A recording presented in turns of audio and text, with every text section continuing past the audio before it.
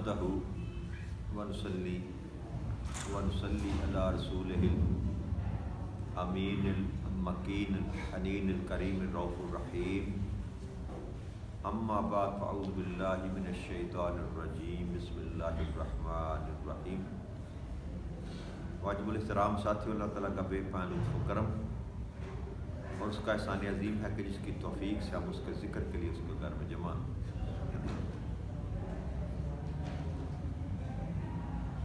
आज अल्लाह की तौफ़ीक से हम अपने सबक का आगाज़ 272 नंबर आयत करीम इससे करेंगे। अल्लाह करीम ने इरशाद फरमाया, अल्लज़ीना युनफ़िक़ूना अमवालहुम बिल्लैलि वन्नहारि सिर्रन व अलानियतन फलहुम अज्रुहुम इंदा रब्बिहिम वला खौफुन अलैहिम वला हुम यहज़नून। कि जो लोग शब व रोज़ अपना माल पोशीदा और ज़ाहिर खर्च करते हैं तो उनके लिए उनके रब के पास उनका अजर है और उन पर ना कोई खौफ होगा ना वो रंजीदा होंगे। ये सूरह बकरा की आयत नंबर 274 जो है ये हज़रत अबू बकर सिद्दीक़ रज़ी अल्लाह ताला अन्हु के हक़ में नाज़िल हुई।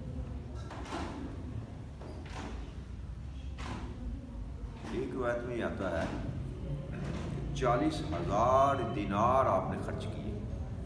40,000 दिनार, 10,000 दिनार रात को, 10,000 दिनार दिन को, फिर 10,000 ज़ाहिर करके और 10,000 पोशीदा करके, ये चारों ही शक्लों में आपने 10,000 दिनार सदका किए, खैरात किए।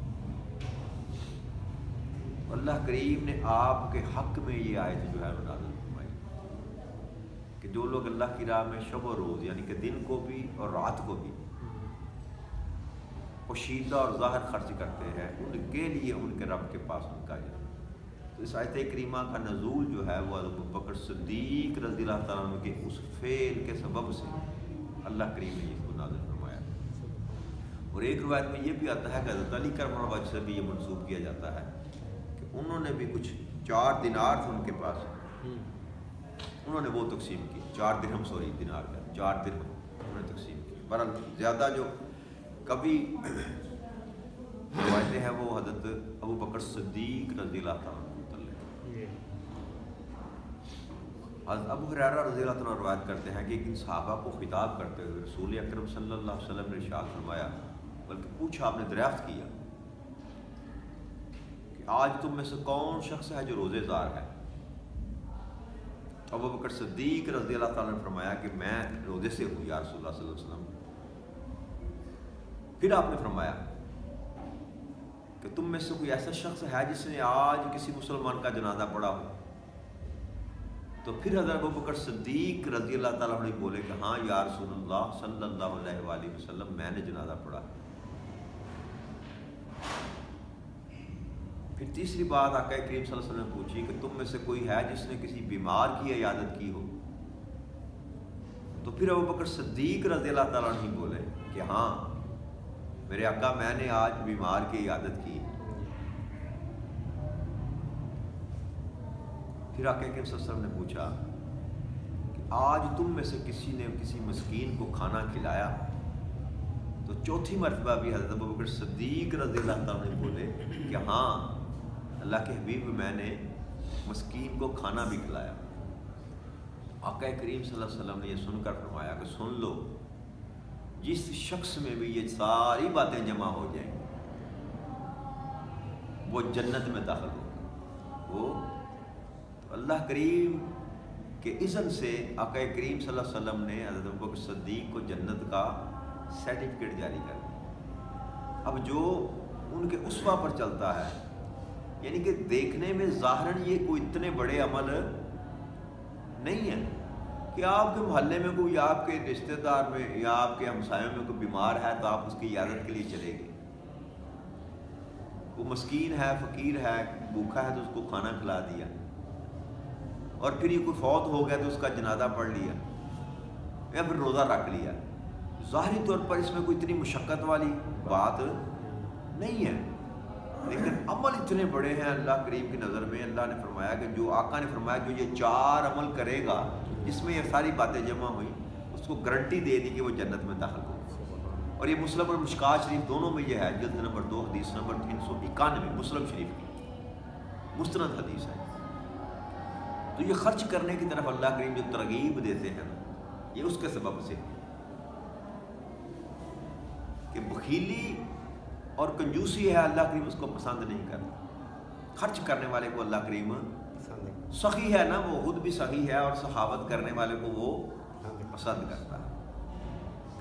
آگے اللہ کے ارشاد فرمایا الذین یاکلون الربا لا یقومون الا کما یقوم الذی یتخبطہ الشیطان من المس ذالک بانہم قالوا انما البیع مثل الربا وحل له البیع وحرم الربا فمن جاءہ موعظۃ من ربہ فانتہى فلہ ما سلف وامرہ الی اللہ ومن عاد فاولئک اصحاب النار هم فیہا خالدون. کہ جو لوگ سود کھاتے ہیں وہ اللہ کے سامنے کھڑے نہیں ہو سکیں گے، روز قیامت کھڑے نہیں ہو سکیں گے، مگر جیسے وہ شخص کھڑا ہوتا ہے جسے آسیب نے چھو کر بدحواس کر دیا. اور یہ اس لیے ہے کہ وہ کہتے تھے کہ تجارت بھی سود کی مانند ہے، حالانکہ اللہ نے تجارت کو حلال کیا ہے اور سود کو حرام کیا ہے. بس جس کے پاس اس کے رب کی جانب سے نصیحت پہنچی سو وہ باز آ گیا تو پہلے گزر چکا وہ اسی کا ہے اور اس کا معاملہ اللہ کے سپرد ہے. اور جس نے پھر بھی لیا سو ایسے لوگ جہنمی ہیں، وہ اس میں ہمیشہ ہمیشہ رہیں. تو اس آیت کریمہ میں اللہ کریم نے سود کی حرمت کا جو ہے نا وہ اعلان کیا. حضرت عائشہ صدیقہ رضی اللہ تعالیٰ عنہ فرماتی ہیں ام المومنین، آقا مسجد میں تشریف لے گئے اور یہ سورہ مبارکہ کی یہ آیت کریمہ تلاوت کی، کیونکہ اس دوران وہ جو مشرکین تھے نا وہ سود کا کاروبار کرتے تھے اور وہ کہتے تھے کہ سود اور ویسے کاروبار کو کرنا ہے تو وہ بھی منافع ملتا ہے، تو سود سے منافع لینا کون سا گناہ. تو یہ آیت کریمہ اللہ کریم نے نازل فرمائی کہ کاروبار کو اللہ کریم نے حلال کیا ہے جبکہ سود کو حرام کیا. تو سود حقیقت میں ہے کیا؟ سود یہ ہے کہ آپ کسی سے اس کی مجبوری سے فائدہ اٹھاتے ہیں. بھئی آپ سے کسی نے قرض لیا 1 ماہ کے لیے، 2 ماہ کے لیے، 3 ماہ کے لیے، یار مجھے ضرورت ہے مجھے دے دو میں تمہیں لوٹا دوں گا. تو آپ اس کے ساتھ یہ شرط باندھ لیتے ہیں کہ ٹھیک ہے پیسے میں تجھ کو دے دیتا ہوں، لیکن یہ ہے کہ 100 میں تجھ کو دیتا ہوں، میں 110 لوں گا، 105 لوں گا، 101 لوں گا، جو بھی آپ اس کے اوپر متعین کر لیتے ہیں نا کہ میں اس سے زائد لوں گا. ربا کا مطلب بھی زیادتی ہوتا ہے یار. ربا کا لغت میں جو لفظی معنی ہے وہ اس کا مطلب ہے زیادتی کرنا، بڑھوتی کرنا. تو ان کو یہ بیماری تھی کہ وہ اس طرح کا سودا کرتے تھے. میں کسی کو ادھار دیا 10 دن کے لیے دیا، 10 دن کے بعد پیسے واپس نہیں کیے، یہ بھی ایک شکل تھی. اب اس پر جرمانہ عائد کر دیا، اب تو مجھے پیسے دے گا تو ساتھ اتنے پیسے مجھے دے گا.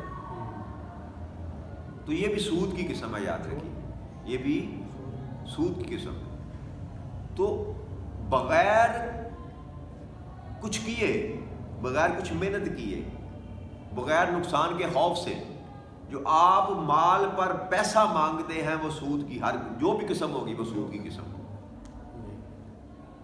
جس میں دیکھیں نا یہ کون سا کاروبار ہے کہ آپ کسی کو 1 لاکھ روپے دیتے ہیں، اس کو کہتے ہیں میں 5% لوں گا تم سے.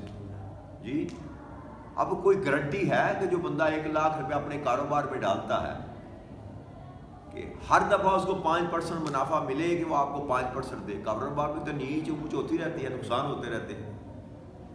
اور فکس کر دینا کہ یہ میں لازمی تم سے ایسا کروں لوں گا، تجھے کچھ بچے یا نہ بچے، تیرا کاروبار چلے یا نہ چلے، میں لاکھ کے پیچھے تم سے 5000 روپیہ لوں گا، اس کو سود کہتے ہیں. یہ سود ہے. ہاں نفع نقصان میں آپ شراکت کسی کے ساتھ کرتے ہیں کہ بھائی یہ پیسے میرے ہیں، ایک بندے کا 10 لاکھ لگا ہوا ہے، آپ اس میں 1 لاکھ روپے ڈالتے ہیں تو آپ کا 1/10 حصہ بنا نا جی اس میں سے، کیونکہ اس کے 10 ہیں آپ کا 1 ہے. تو جو کمائی اس میں سے ہوگی اس میں سے تقسیم کر کے آپ اگر حصہ لیتے ہیں تو یہ جائز ہے. اور اگر کاروبار میں نقصان ہوتا ہے تو پھر آپ نقصان کے ذمہ دار بھی ساتھ بنے, نقصان کے ذمہ دار بھی بنے. تو یہ مطلقاً یہ کہ بس میں نفع ہی لوں گا, اس کو اللہ کریم نے حرام قرار دیا. اور ربا جو ہے وہ کسی بھی شکل میں جائز نہیں ہے, یاد رکھیے. تو یہ ہمارے معاشرے میں بہت ہی سی شکلیں ہیں اس کی.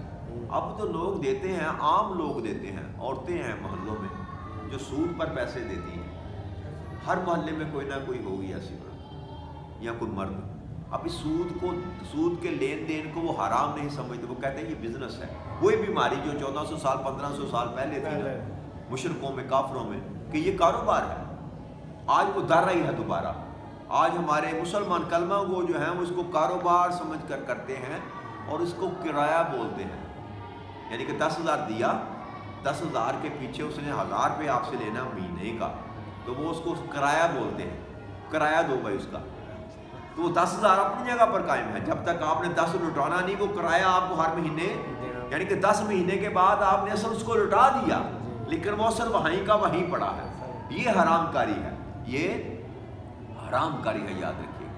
اور اس کے متعلق اتنا اللہ کریم نے سختی سے یعنی کہ منع فرمایا ہے کہ جو سود کھاتا ہے, سود کا کاروبار کرتا ہے, اللہ نے فرمایا اس کے ساتھ میری کھلی جنگ ہے, میری اس کے ساتھ کھلی جنگ ہے. اور آقا کریم صلی اللہ علیہ وسلم نے اس کے متعلق بہت سخت وعید فرمائی ہے.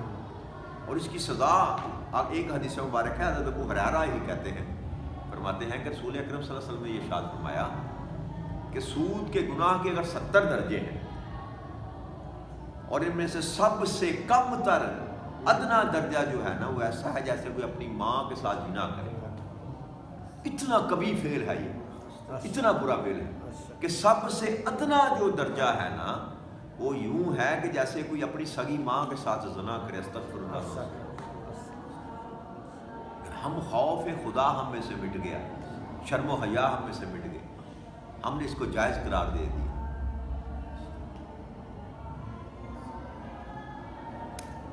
اللہ کریم معاف. پھر ایک اور ہے